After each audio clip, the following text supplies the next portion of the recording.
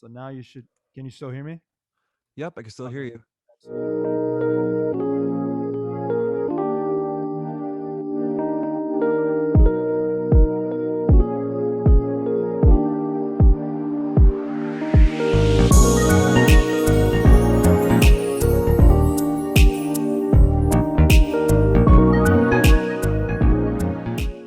Episode number 2. We are on with a good friend of mine. I can't wait to have you guys hear his journey and hear how he's gone from just a kid in high school to now a aspiring and fast growing uh, talent out in the Bay Area. Um, he actually has a single out called Blue Light. You guys should check it out. It's available on all platforms. It's a beautiful song. Um, and he does it all. DIY guy over here. DIY over here. As they say. He's got everything. I'm honored to have him on here. Singer, songwriter, producer, and great musician overall. And I'm lucky to call him a friend. Phil Q, everyone. How you doing, How's it Phil? going, guys? How's it going, Pedge? Good. How's the family going? Family's great, man. It's been a crazy few years. I feel like the last time I saw you in person must have been 2016 or so, Yeah, 2017. like Yeah, around 2016, 2017. It's been a couple years. yeah, Couple man. years. Yeah, but you've grown so much, man, since then. Musically, of course, and then all around production. Your music sounds great. Um, let's start with that. Let's start with uh, where you were in 2016. Obviously, you and I worked together Yeah. briefly, and man, and all those drives I made out there, man, all the way to the Bay Area. Oh Uh, yeah. but it was I fun, though. It was fun. Yeah, yeah, it was really fun. yeah, man. It was great. We were able to get going with your piano, and then we went into your singing, and then before we knew it, you were the one, teaching me a few things about music. It was cool. It was a great experience. I don't have that many adult students. For people who don't know, I teach music. I'm a music instructor, but the bulk of my students are younger, grade school, mostly uh, K through maybe seventh or eighth grade. But I do have a good amount of adult students or young adult students, and I can't even call Phil a student. He was more of a uh, colleague at this point. He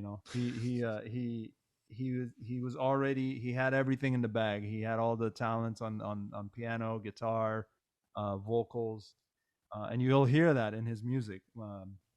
So definitely check out his music, Blue Light. That's a great song. How did you come up with that song, man? Tell me about that. So, Blue Light was an inspiration from a date I had with this one girl. So we were having a good time. We were just chilling, listening to good music. But then there was this one time when she was on her phone. So that was basically the inspiration. And plus, quarantine is hit, so we've been spending a lot more time on our phones, and sometimes we forget about the actual connections that we've had, like physical connections, but like, even though we had so many digital connections throughout this entire year. So this song was just in his just just came from, being able to rekindle those real connections instead of just on Zoom or on FaceTime or anything on that nature. So Yeah. Blue Light, the message is put down your phone and spend more time with me. You know, Mm. it's just about it's just about it's actually about more than being that it's more than being that can it's more than just rekindling that connection. It's basically saying I can be your Spotify. I can be the tune that's in your head. your Instagram story time that you keep up here, you know? Nice. Hey, that's a great topic right there, man. The whole and remind me and the audience, Hmm. what are we looking at? How old are you right now? So right now I am 24 years young. I'm in my Kobe year. Kobe here. There you go. R.I.P. Kobe, man. What a loss that was. Tragic, tragic. Extremely Um, tragic, man. I know, crazy. I still am shocked. A year later, over a year later. But the reason I asked your age is because so you're a 24-year old. You're definitely what do you consider yourself? Millennial, or do you consider yourself Gen Z, Gen X? What do you say?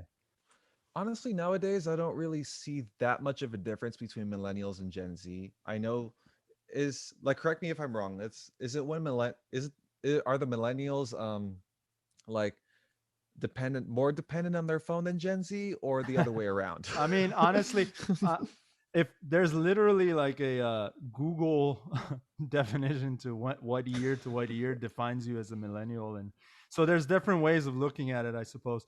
But um, uh, I guess as far as attachment to social media or attachment to devices, right? Hmm. Smartphones, iPads, the whole nine. Um, I mean, my parents even are attached to their devices right now. I mean, I can honestly tell you, uh, there was a funny photo I took a few weeks ago. My brother-in-law, he's 28, and my father, who's 66, and they're both in the same picture, and they're both on their phones, not aware of their surroundings. So I guess it doesn't matter what generation we belong to. I think it's kind of, if you allow it, it can grab you and just suck you into this this world, the internet that that's taken over. It. What do you think of it though? I mean, the blue light is a great it's a great reminder of looking up more than we look down on our phones, and there's a lot that we can offer to each other face to face, Hmm. and I definitely agree with that. um but what are your thoughts overall? I mean, social media is one of those things that it can, I feel that it's like we need it Hmm. because it can be a great source for good information, and you can individually investigate your own, the real, like what's really out there, right? Of course. And of course the conspiracy theorists will say no, it's all made up. They put on what they want you to see.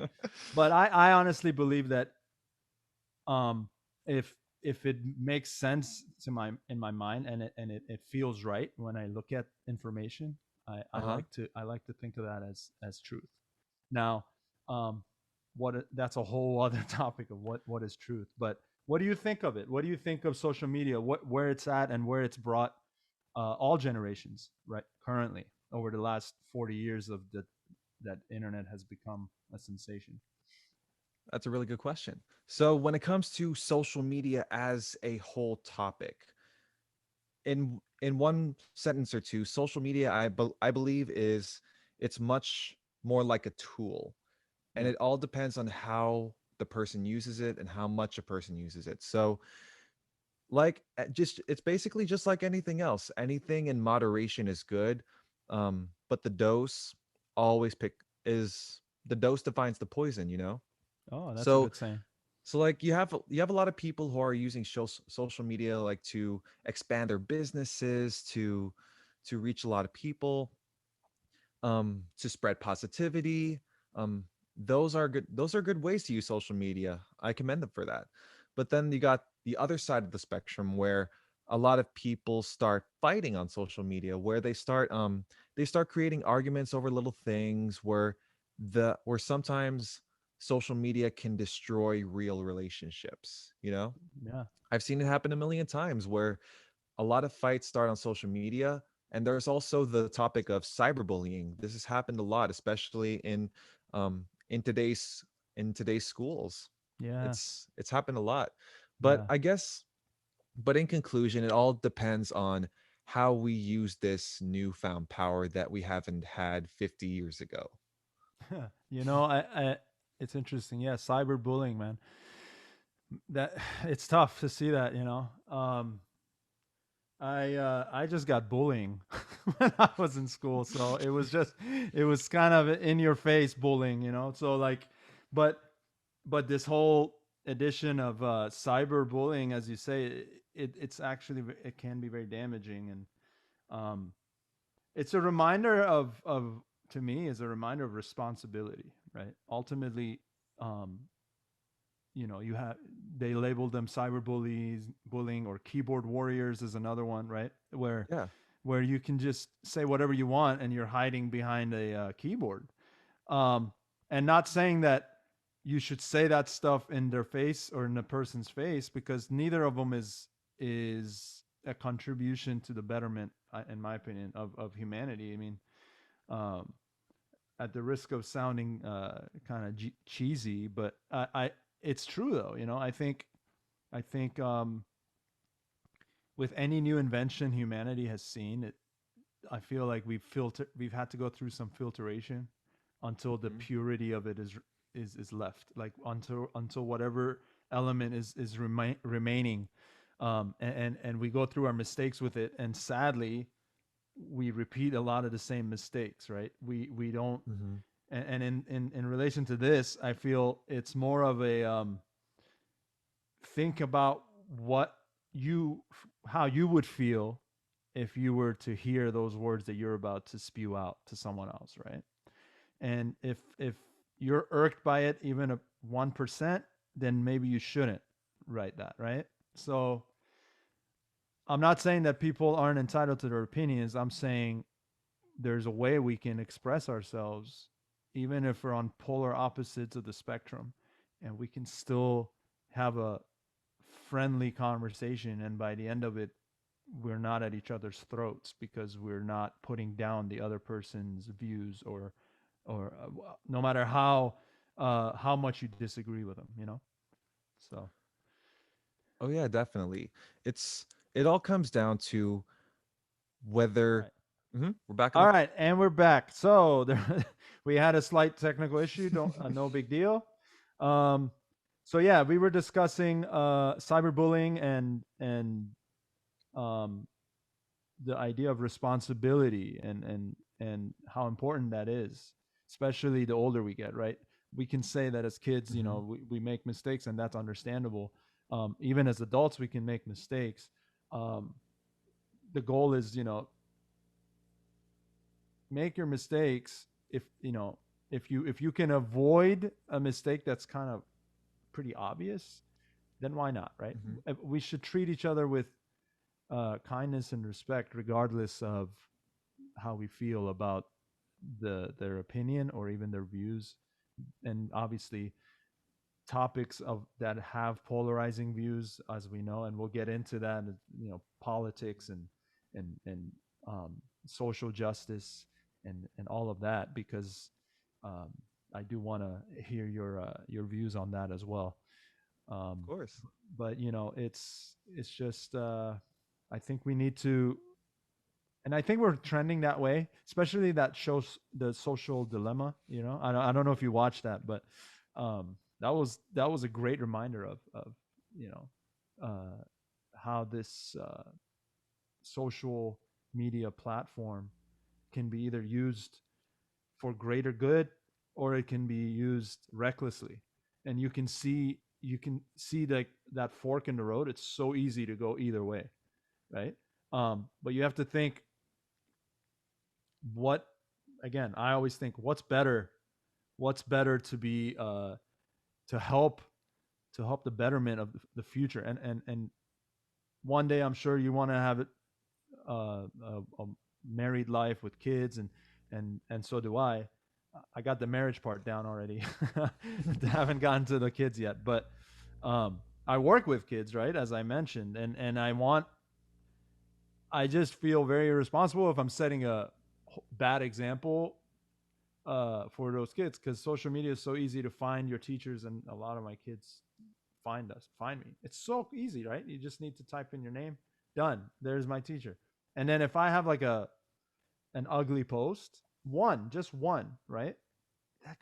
That could mean uh that could totally like change the perspective of that kid on what kind of person I am, right? Even if I'm not that kind of person, I had one heated moment and I let that run on the internet. And now, you know, I have to deal with that, the consequences, right? So, um, as I should, because in my opinion, I don't think we should always think about and reread our tweets that we're about to send out, our Instagram live posts or Facebook posts, whatever it is. I want to make sure that I'm not offending, to the best of my knowledge and abilities, anybody or any demographic or even any person in that post. Even if I want to say my opinion about a topic that's polarizing, you know, it's not that hard to do, right? I don't think. What about you? Do you think it's hard to control your the way you deliver a topic or opinion on a topic online? The way I see it is when it comes to control, especially with when it comes to your social media, control is basically steering your ship towards the right direction. It's not really slowing yourself down, it's really steering you towards the right direction. So control is insanely important when it comes to social media because everything you put online, it stays there forever. Yeah, Even if you delete it from Facebook or Instagram, it stays there forever. yeah, So you always have to be ready. um, you have to be conscious about your posts. Like, is what you're posting negative or positive? Like, it's okay to post your own opinions. Sometimes your political views, if you want to post them, that's fine, you, as long as you're coming across as just giving your own opinion instead of trying to shoot someone else's opinion down. that's so important. You're right, 100%. Like, Um, yeah, continue. like, oh, Sorry. no worries. So, So yeah, definitely when it comes to social media, control is absolutely important. Yeah, So one thing I like to do when I to control myself when it comes to social media posts is I like to show it to my mom. So so every I love so your mom, by the way. yeah, I she's really nice. send her my love, man. I miss her so much. Of course. So whenever I post something, I show my mom, and it's just to keep me in control of what I post, to make sure nothing I post is wrong, nothing I post is bad, but also to keep my mom in the loop because I love my mom. That's but great, man. but the point is control, control, control. Absolutely. Controlling is not in a, and I think I can speak for both of us when I say that, you know, not controlling in the negative sense, right? We mean it in a responsible sense. It's ideally you just don't let uh, what is that called? Like you're throwing up at the mouth, right? You're you're just throwing up like whatever you think, and then you just throw it out there, and that's a great way to do it, right? Have your mom read it. That's beautiful. Um, yeah, because you know I know for a fact your mom uh, raised you and your brother uh, really well, and wanted to make sure that you guys are two good young responsible adults, and it's working, and um but absolutely it's important to uh definitely at the minimum think about how the what you're saying and what's the motive, right? Are you, if your motive is anything but to give your opinion um on a topic, uh let's just double check, triple check, quadruple check to make sure it's not hurting someone, as you said. So Of um course. yeah, and I think we'll get there. I'm hopeful that we're gonna get there. Will it be like a switch? I don't know, but I just think we've been gradually headed that way because it's we're talking about it right now, and you and I aren't the only people who've noticed, right? I mean, they've spent billions, trillions of dollars on campaigns against cyberbullying, right? On campaigns Hmm. against um, uh, these hurting people or keyboard warriors. The terms are endless, but idea being, let's just be nice. If we I watched this show, Kidding. I don't know if you ever watch it. Jim Carrey. It's on Showtime. It's a dark comedy Kidding. show. Yeah, it's Mm-hmm. but there's a lot of great messages filtered in through it, Mm-hmm. and every Jim Carrey plays this Mr. Rogers esque character, which that was a great show back when I was a kid. Um, and so but then everyone around him are more quote unquote like real life, right? Like they're more like they're like, dude, you're so like delusional, this that, right? Like because he's so extra positive about everything, and so when they throw like f bombs or they throw like they cuss on the show, he always says, um, he's like, don't use a bad word if you could replace it with a good word, and it's like so yeah, it sounds cheesy because it's easy to think, oh, that's cheesy. But then you think about it, and that whole show eventually goes to this whole arc of like those people who were negative towards him about speaking proper or whatever. Not and we're not. I'm not advocating that everyone should speak proper. I cuss myself, so I'm not. Um, but it's just it was one of the many messages in that show in the midst of this dark humor and comedy and like realism filter mixed in with like this life on TV that he had, and then he tried to actually live that life outside of TV, and he would run into challenges after challenges, but eventually he just he was staying true to himself, right? And he believed that that's how he should be. um and again, I I'm no Mr. Rogers. I'm not even pretending to be. I just I just like that show because it took what we all face every day, cyberbullying or just uh, people being disrespectful, especially with this politics, right? I mean, look at this country right now, right? Um, and then that's something I wanted to get your views on as a Filipino American, Of um, course. because I have I'm Persian, as you know, but I feel like you have a very um, unique approach to this and view being raised in a quote unquote um, immigrant family, right? Yeah. Um, and as did I. How let's segue into that. How do you what were your thoughts with this past 4 years with the former president and the following that he gained and where it led to all the way to the darkest day in recent history, as far as the whole Capitol uh, riots and coup and what, what were you thinking when you were seeing all that? Like when I was when I f- well, are we starting with the 4 years of 4 years with Trump or with the insurrection? I Which guess it's all or relative, well, honestly. Yeah. where to start? Where do Like you? Yeah. Let's start like with the insurrection. What did you? What was running through your head when you saw that? so there were a lot of things running through my head actually. Like when I first saw it, I thought to myself, is this actually happening? Like how did they even get this far? How did they even get this far without any resistance? First of Yeah. all, nobody has marched on the Capitol since the War of 1812, which is insane. Like not even the Confederates of the Civil War have gotten that close. And Yeah. then here we are, January 6, 2021. We have people we writing in the Capitol while this election was being certified. We have Confederate flags being flown inside the Capitol, which is insane. It's absolutely horrifying. Like when it comes to politics in general, we have our disagreements, but it should never escalate to something like this. Yeah. Like, and it also got me thinking about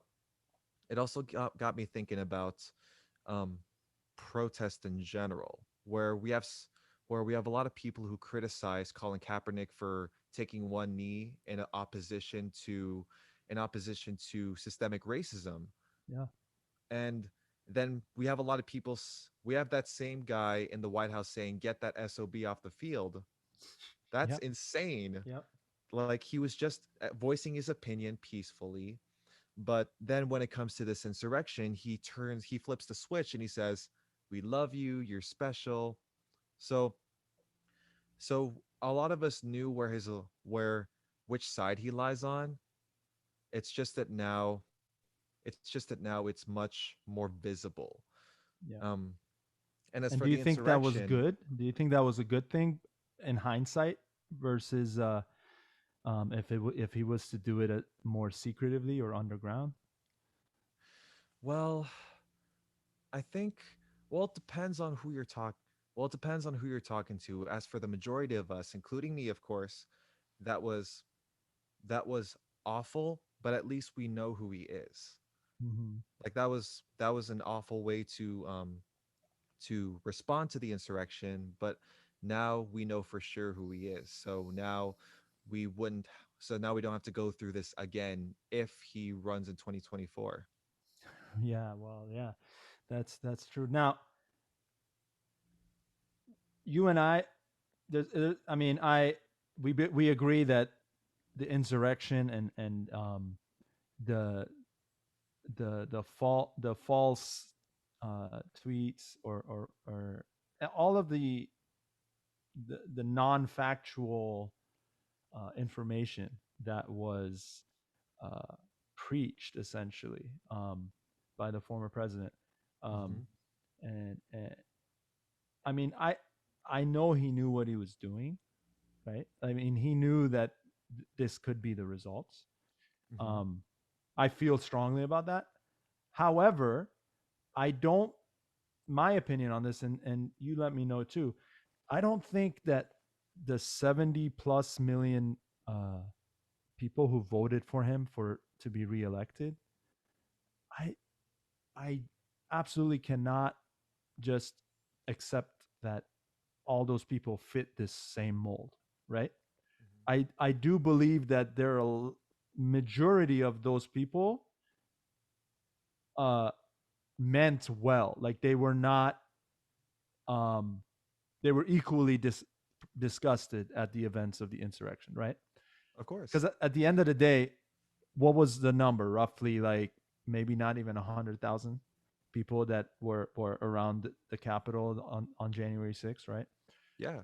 But we're talking 70 million, right? So that's a small sample. And that, by the way, that 100,000, don't quote me on this number, everyone. I No know worries. I'm sure it's off, but um, out of that number, that small sample number, that that was that type of thinking from all over the country, right? There were people there from Arizona. There were people there from Georgia. I mean, uh, they caught most of them, and they caught them back in their states. You know, Yeah. but what I'm saying is, uh, it's it goes back to being responsible with what you write online, right? I mean, everyone, no one is exempt from that, including the president, right?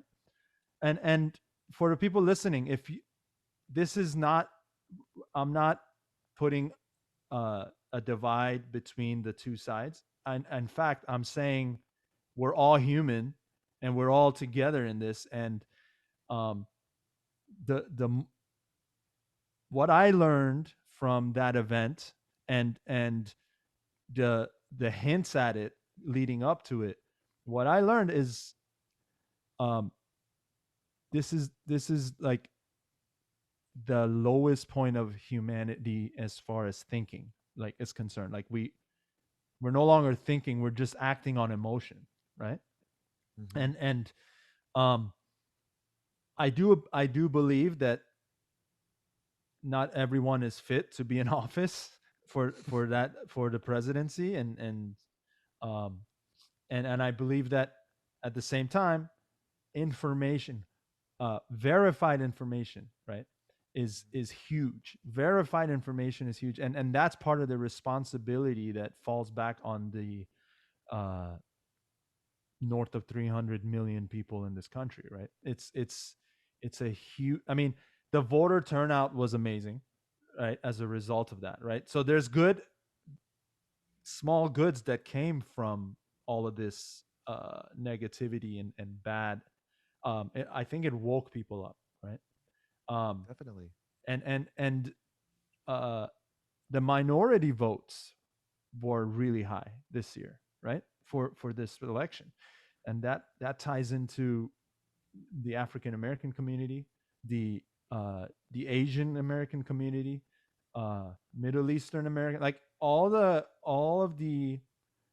I guess we're all foreigners at the end of the day, except Native Americans were the first here. But you know what I mean. But like uh, non non Caucasian voter turnout Mhm. was really high. Um, where do you think that came from? Like, where do you think that? Why do you think like for example, the black votes was so much higher this time around?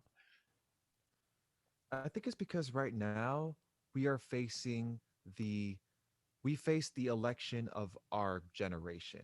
This was the election of our generation because 2020 was the year we were fighting against a raging pandemic that a raging pandemic that's changed our lives. We're fighting against systemic racism. We're fighting against like in that category police brutality. We're also fighting against let's see. There was COVID, there was systemic racism, police Yeah, brutality, and there was also the polarizing political sides, right? I mean, yeah. it's all tied in together. Um, you had a cult like um, reaction, right, to the election results, right? A Mhm. cult like reaction to the election results, which every day I was watching multiple news outlets, by the way, right? Because I I don't believe in just getting all my sources from one, because then I feel like I'm not uh, truly informed. Does that make Mhm. sense? Because I feel like there's biases. Let's not kid ourselves. There's biases on news outlets. Honestly, the most of the news I got, it was by going online and researching myself. You know, Definitely. yeah, and I feel like that is a tool that is amazing. That's a great tool for from social media that and just internet and the internet that we can use, and you can find out the truth. You don't even need that high speed of an internet to get an article up, right? It's quick. So anybody, libraries are everywhere. You can go and sit and if you don't even have internet, you can go there and do it. So my point is, um, I rely heavily on that, and maybe that is because, and maybe you're the same way, because we are part of the millennial category, or We you just know, get information like that. yeah, but everybody can do it. My parents get information all the time, the same Mhm. way, you know. But it's funny because they go to a few sources they're used to, and then I hear what they say about like a specific topic, and I'm like, wait, Dad, let me show you. You're hearing half the story, right? You're hearing, Yeah, yeah, exactly. like and um, it's very easy, and then we've all fallen victim to that at one point. Like Mhm. we get this information, and we assume it's the whole truth, but that's where the media is able to win out. But we have to get our information on our own, I think, and I said that earlier, and it's just it's so pivotal. But so you were telling me, yeah, so all of these, the pandemic, systemic racism, social injustice, um, and the polarizing sides of America, the small samples again that Mhm. um, were jumping online and bashing each other instead of listening to each other, right? And I think that's where all of that came from. So, going back to being uh, from an Asian family, looking at all of this, uh, you were saying how you were shocked, but what were your thoughts on the people on the that did vote for Trump, right? And the 70 million, which again I think the majority were I uh, believe good like I law-abiding believe citizens. oh, sorry. No, Like no, I go ahead. believe those who voted for Trump, yeah, they're of course they're entitled to their own opinion, and that's completely fine. Like I have a lot of friends who voted for Trump, and we don't really see eye to eye politically, but that doesn't mean we should bash at each other for it. Yeah. Like it's all about drop like we have our own political views, there's no denying that, but it's just about coming together, dropping the that I would say that fog that Yeah. politics has formed Yeah. to just come together as one, just to come together as one nation. It's not Hmm. two nations, it's one. No. Yeah. And when it comes to, and sometimes people who voted for Trump, they didn't even know all the facts. And sometimes people who voted for Biden didn't know all the facts. But all that matters is that they're able to voice their own opinion Yeah. peacefully. Yeah. Yeah. And That's the definition of democracy, right? And you're right. You can go ahead. I have so many things out that come to my head. It's also like I'm very like extreme, so I like to like tap on everything. But yeah, you were saying so it was very one thing you said right now that's beautiful is you have friends that didn't vote for Biden and voted for yeah, Trump. So did I, right? Um, and that's okay. That's the thing, right? It's okay. It's okay to have difference of opinions. Um, we all do our parts, right? By the way, uh, people who voted for Biden, hmm, I don't think like Biden is the perfect savior for all of this, right? It's not like he met all. I was more excited that we are going to get our first female vice president. I'll be honest. Kamala Harris, Yeah, yeah. Kamala Harris, especially by the way, Women's History Month. Yeah, so Of um, course. it's a beautiful time to talk about that. But I feel like that was progressive, right? Um, Definitely progressive. Like Joe Biden was not the perfect candidate. He was acceptable under the circumstances. yeah, yeah, Like, but yeah, he was the man with the plan. He was the guy to combat systemic racism. He was the guy to get the virus under control, to combat climate change. Kamala Harris is in that same boat. She's here to help us get out of the she's here to help us get out of this rut that we've been in for not just the past year, but for the past 4 years as well. 100%, 100%, man. By the way, Kamala Harris, Bay Area native. Bay Area, Yeah, that's right. represent. Oh man, but yeah. So it's I think it was the first step for a better future. And I'm excited about us continuing to uh, vote because that's the bottom line. The voter turnout being increased by all colors, races, um, is the biggest win I think out of all of this, right? Because half the country, but essentially give or take, voted, and that was the highest voter turnout, and that's kind of scary because half of the country still didn't go out to vote, right? And Hmm. it was so much easier. And the hopes is we get us to that point where majority of the country is involved in who's running the country, Hmm. and that ultimately means the people are going to be uh, in charge of that, and that's the most purest way that it could be because all of us as individuals are going to be affected by the results, so we might as well have a say in what they should be. I had a prediction for this, by the way. I think in the very near future, Hmm. I feel there's going to be an emerging, uh, uh, strongly competitive, emerging third party. Obviously, there are other parties already, right? And those like the Independent Party, Green Party, all of these parties that are already out there, but unfortunately, they don't have enough fuel to get the number of votes necessary to overtake the Dems or the Republicans. But I do feel there's going to be a third emerging party in the near future, and I've even came up with a name for it. Is I think it's going to be the People's Party. The I honestly People's think I Party. think it's going to be. What do you think of that People's Party? Which obviously means it's about the people. It's not about businesses first. It's not Hmm. about the top 1%. It's about the everyday regular people that shape the entirety of this country, right?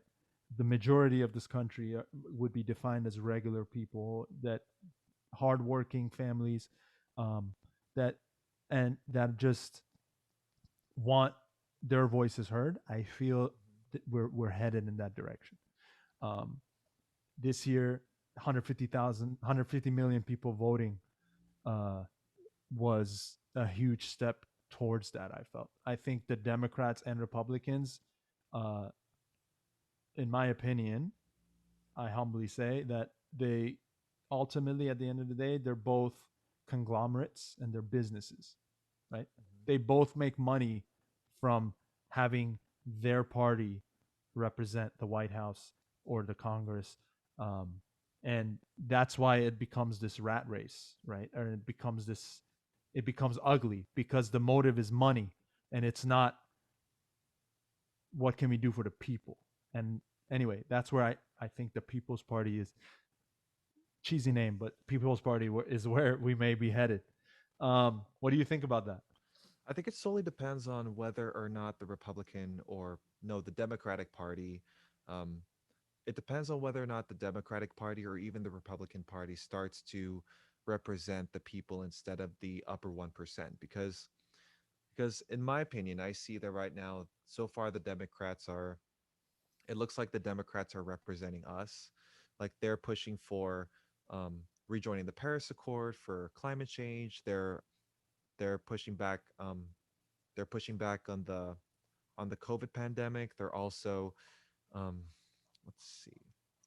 They're also fighting for they're also fighting against racial injustice, Yeah, which we've seen before. And uh, but I believe when it comes to that, when it comes to the People's Party, it depends on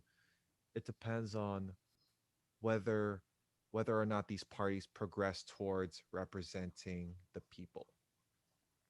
yeah, It's because why fix what ain't broke, right? that's right. That's right. Oh man, it's speaking of people and your people. How did how did let's bring this back into as a musician, all around musician that you are. Hmm. Um, have you felt any um, I guess prejudice or systemic racism uh, as a Filipino American trying to make it as an R&B singer, right? And songwriter. Have you had any challenges? Now, obviously, you're in a blue state, of course, in a very diverse state. Hmm. Um, but is there anything? And you may not have. I'm just curious. Is there anything that comes to mind? That's a good question. So far, so far, there hasn't been really any. There hasn't been any setback when it came to my my culture and my race and me wanting to perform R&B melodies, R&B songs. Um, but I always pay homage to where I get those inspiration from. I get most of my inspiration from Black culture. I get my inspiration from how they play their music and how they freely express themselves, and it's amazing. I Yeah, just it's love so getting powerful. inspiration from different types of music, whatever I hear, and I love producing my own rendition of those, making those styles my own. And I always pay homage to whoever came before me. And Yeah, as for the as for any quote unquote prejudice, I don't think I've ever I don't think I have faced that because again, I'm in California. Um we have people of all skin tones, people of all races coming together and making music, just yeah. making beautiful music, and we that's all we do. I believe also because music is that pushback against that type of prejudice. We can't, like, music can't be that push against prejudice if there is prejudice within that music industry, you know? I get it. I get it. What we're lucky in a sense that we both we found our calling with music because it's such a it's such a unifier, right? It's like music can be so easily uh it just bring you don't even have to sing anything. Hmm. You don't need words, right? Exactly. Like me being a Persian individual and born in Iran, raised in East Coast and West Coast. Um, and then one of my favorite genres is that's international is Irish music, and I have I haven't done ancestry yet, so maybe I have like a percentage of Irish in me, but I I don't feel I think it's so beautiful. It's ever since I was a kid, like when I'd hear like Irish jig or just like Celtic music, it was something about it. It just made me connect, right? And maybe R&B is that for you? Like, because it's no secret, the roots of R&B is from black culture and African American influence, Of and course. so but you connect with that, right? And it's amazing. I think how music can do that, right? There's no like this music is for you, this music is for you. Music is free. It's like for me, it's one of the most freeing uh, arts out there, right? And maybe I'm being Definitely. biased. I'm being biased most likely, but but it's my connection, and as it is for you. What do you think? Like, where let's put it this way: where do you think R&B specifically is going in the next 10 to 20 years? Ooh, that's a very good question. So, when it comes to R&B, I believe R&B is one of the most free thinking one of the most free thinking genres out there because you have so many different um variations of it. Like for example, you got soul, jazz, electronic, Yeah, alternative, and hip hop. There's so many variations of it. Like from um, let's say who's a good hymns, one, even right? hymns, right? Hymns from, I mean, the darker times of U.S. history back when, uh, before slavery was abolished. You would have hymns that were sung in African American churches, and then work songs, right? I know Blues. the blues kind of. I mean, it turned into blues, right? It was the hymns and um, the work songs, and then they organized that into a rhythmic uh, genre called blues. And then fast forward 50, 60 years or roughly that, and then you got rhythm and blues, which is what we're talking about, and it's the jazz was a big part of that, right? Um, uh, and then you even mix a little bit of rock into it, right? You can Exactly. it's beautiful, like, yeah, rhythm and blues. Like it covers everything. So Like, and you can also play around with it. You can also experiment with those different styles. Like, you can somehow combine them and make it your own. Like, music is all about expression. It's all about communication, and it's about expressing your feelings beyond words. yeah, Music has been around for thousands of years, and it served its purpose of expression, of immersing the listener into the musician's world. Like you can absolutely. like when it like there's a huge difference between describing something through words and music. Like when you describe something, yeah, it's you you have this picture in your head, you have the knowledge, but when it comes to describing something through music, that's when you really feel that connection between you you and that musician. That's when you start putting yourself in their shoes. And this is Yeah, why music has evolved so much over thousands of years. This is why music is never going away. no, man, it's one of the yeah, it's one of those innate, like, magical uh like tools that humanity has, right? One of many, right? Painting is another avenue, or everything is art, honestly, everything. I mean, um someone engineering, that's an art, right? Which you also are studying, is that right? Yeah, engineering is definitely an art too, just What with a which bunch of numbers. engineering are you studying, by the way, now that we talked about it?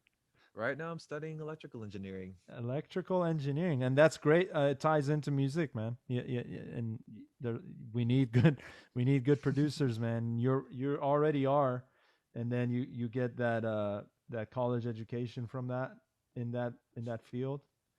I'm gonna be calling you.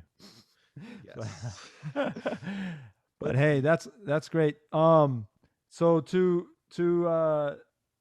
kind of bring things to a close, I wanted to close with um, one thing that I wanted to ask you about specifically was ask away.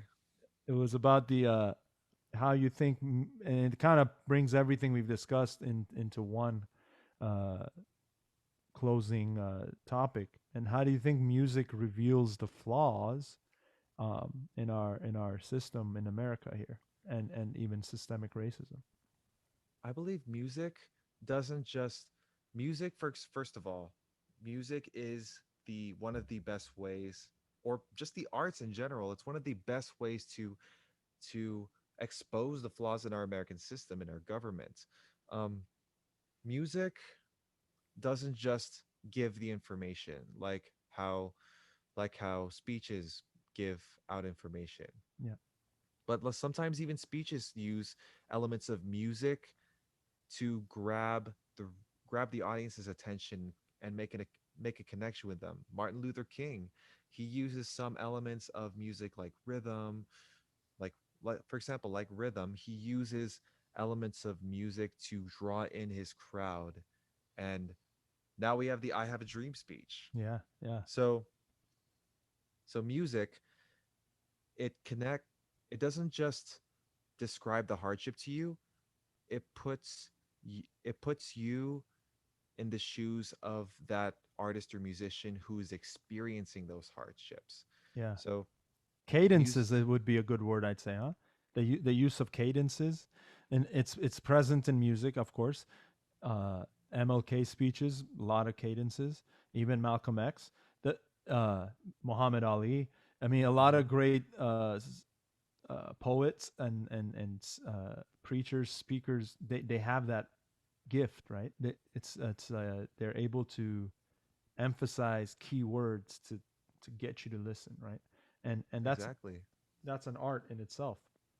Speech is an art too, Yeah, definitely. 100%, man, 100%. I suck at it though. I suck at it too. Like, like, But yeah. So like yeah, when it go comes, ahead. You were saying about uh how it reveals the flaws in through the art of music and also speech. Go ahead. like, it's not enough for us for the music to reveal the flaws. What we have to do as a society is listen to those so we can solve those problems. Like, this goes back to politics, like how we have problems in our system, and the only way to solve those problems is to acknowledge that they're real. Like, acknowledging that problems are real is not this is not it's not hating America or anything. It's just exposing those problems so that we can solve them within the American system to to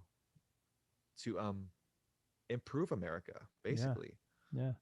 And I think the word I comes to mind for me is the problem one of the issues we've had thus far is the fact that um, if it doesn't affect me directly, then I don't care, right? And that's been a challenge that we faced in this melting pot of a country of all colors, races, all walks of life live here. Um, Definitely. and I think we're starting to think, and the word I was thinking of is empathy. We have to start having empathy, right? And Hmm. I think I think we are there now, right? We're it's getting more and more present, and through songs, through music, through speeches, through paintings, uh, these arts definitely remind us of what's real and what our attention should be on, right? there's Mm-hmm. no there's no there's no uh what's the word I'm looking for, there's no bias, right? It's the truth, it's the truth, and it's verified truth, right?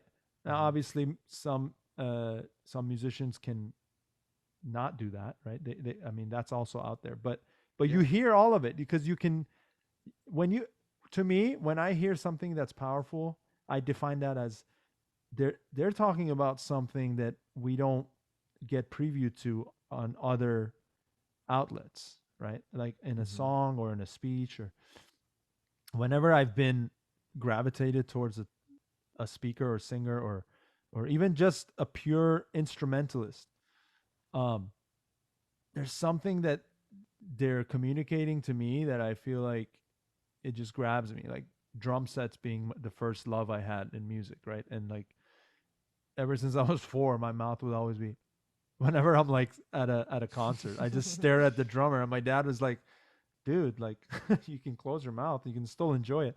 But anyway, is but I experienced it like that. Like for me, that was pure, like that was like I haven't felt anything like that before. And for anybody, for everyone, majority of the world likes music. Mm-hmm. Majority of the world appreciates a good message in music, whether it's verbal or not. And I think the reason for that is because it connects us with our like more natural, pure human side, right? That's And true. I think it connects us to something deeper within ourselves. It reminds us of that, at least, and then everything else that we see on media or on these biased stations, or even biased tweets, biased whatever, it's all in my opinion, it's distractions, right? It's a that's the fog, right? That's, my wife always says, it feels foggy when I watch something like that. It's a great word to describe that. But music, Exactly. it like pulls me through it, or many arts do that, but music specifically pulls me through that, and I just see clearly when I hear that right song. Oh yeah, definitely. Like when it comes to for example, first of all, take taking away the bias, that is a really hard thing to do because sometimes we have a lot of people right now who watch the news. Sometimes they get their story from only one side, from one bias side, and Yeah, that's dangerous because sometimes they sometimes you or even those telling the story might not have all the information. They might not have all the facts. So especially, like for example, Trump's false message of voter fraud, that was a huge one because a lot of people thought that the voting system was rigged, mm-hmm. um, without diving deeper into why the story is being told in the first place. Yeah, yeah, But that's why sometimes watching the news from different perspectives is a good thing. But you also have to be able to um, search, like filter out the bias and yeah. see if there is any actual truth in what people are saying nowadays. And That's yeah, music is a great way to take that to um make that truth real for you, like to make it more clear for you. That's why absolutely. music is a much better that's why musicians, first of all, they have much more power, more influence than politicians, right? Yeah, and all types of artists, I would say, right? Because it's a real thing. It's a gift, right? You were born with this gift. You've worked on this gift, your craft, and you refine it and you refine it, and then and like the song "Blue Light," um, you're you're serving that as as here's here's what's distracting us, right? Here's what's distracting us now, as far in this scenario being for a girl, right? And that's Mm-hmm. beautiful, but it's bigger than that. Like someone can listen to Blue Light and say, when I listen to Phil Q's song Blue Light, I don't think of a girl. I think of a relationship I had with a friend that went south, right? Mhm. Because of these same distractions. So the message can be the same even if the experience is different. Does that make sense? Like it's that's where that magic happens, I think, in most of the arts and music for with you. Definitely. Like But when it yeah, man. comes when it comes to the music and the arts, it's all about, like, for the musician and the artist, this is us giving our message the best way we can. and and you could take it however you want, take it with a grain of salt. Like Yeah, music, like Blue Light, it's not just about a girl, it's just about rekindling those real connections that we have with real people, um instead of just on the computer screen, 100% like this. Yeah. So far this is the best we got, but we'll work with it. But we use it for the right purposes, right? We're trying to, we're, my goal with this podcast has always been, before I even started it, was uh give something else, right? Try to give something else. And there are other podcasts who think uh similarly, and bravo to them. But I felt passionate about it, and I feel like this is a medium for to bring all types of talent, and Hmm. be able to hear real people from everyday life, and talk about their views, right? And this is a great medium to bring all of that together. And that's been my goal, right? uh, I want to speak to anybody that wants to be on here, and hear what they have to say. And that's the important part. I want to listen more than I speak. It may Of not look course. like that based after this episode, because I talk a lot, but Of that is indeed my goal, though, ladies and gentlemen. So as far as course. Phil Q, the man of the hour here, what do you what's next for you musically? What do you got going on? So as of right now, I am working on new music for this year. I'm working out a strategy to release all of my music, but also I have a YouTube channel. I post covers weekly. I haven't been able to do it last week, but I'll do it this week. Um, I also post I don't know if you heard, but I also post flips take a where I take songs and I also where I take songs and I put them on a completely different um, instrumental to give it a completely different vibe. So Wow. those are called flips. I But saw I saw something on your TikTok. By the way, plug all of your social handles for everyone to give you a follow. What's your all TikTok? right. So my TikTok is actually is there a way to put it anywhere on the screen or Yes, I can do that. I can definitely do all of that. You point where you want it, and I'll have it there. all right, perfect. So all of my links will be down here. My IG, my YouTube, my Spotify, SoundCloud, everything, That's and right. TikTok as well. Yeah. So I I, post. I Oh, saw one of those flips I was gonna say on your TikTok. You took your keyboard, flipped it, and it became a guitar. Is that what you were referring to? oh no, it was another thing. For example, I did it to LMA. I did it to Chris Brown's Yo. So Oh, great. on my YouTube channel, covers every single week. Um, and I'm definitely working on new music. And I have another song coming out in a few months. So you guys check that out. I'm excited, man. All right, man. Anything else before we wrap it up? Ah, hmm. Nothing else at the moment except for check out Pedge's new Fumble podcast.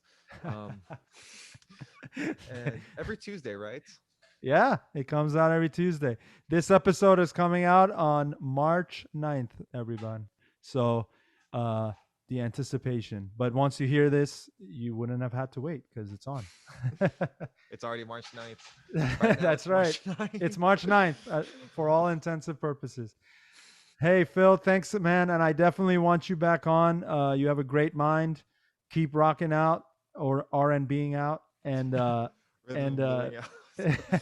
we got to get together, man, after this pandemic is at herd immunity. Of course. Definitely, Thanks for having definitely. me, Pedge. I definitely want to come back out here. And One, we should definitely link up for some music. oh, man, Definitely. I'm down. I'm down. I'll be honored. thank you again, and thank you everyone for jumping on. We'll catch you next time. All right. Catch you guys next time. Check out the socials, and I'll see you later, Veg.